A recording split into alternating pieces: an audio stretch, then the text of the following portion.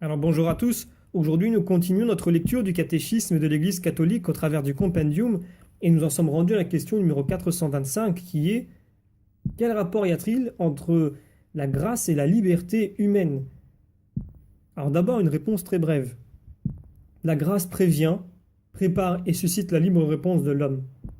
Elle répond aux profondes aspirations de la liberté humaine, l'invite à coopérer et l'amène à la perfection. Alors pour étayer ce propos, prenons les paragraphes 2001 à 2002 du catéchisme de l'Église qui nous disent ceci.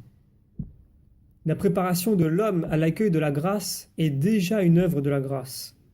Celle-ci est nécessaire pour susciter et soutenir notre collaboration à la justification par la foi et à la sanctification par la charité.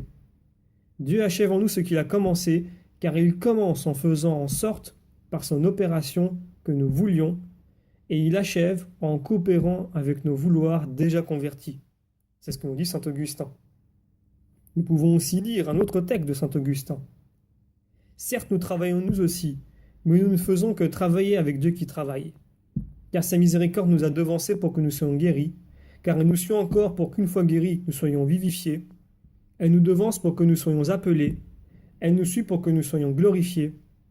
Elle nous devance pour que nous vivions selon la piété. Et elle nous suit pour que nous vivons à jamais avec Dieu, car sans lui nous ne pouvons rien faire. La libre initiative de Dieu réclame la libre réponse de l'homme, car Dieu a créé l'homme à son image en lui conférant avec la liberté le pouvoir de le connaître et de l'aimer. L'âme n'entre que librement dans la communion de l'amour. Dieu touche immédiatement et meut directement le cœur de l'homme. Il a placé en l'homme une aspiration à la vérité et au bien que lui seul peut combler. Les promesses de la vie éternelle répondent, au-delà de toute espérance, à cette aspiration. Nous terminons encore avec un texte de saint Augustin.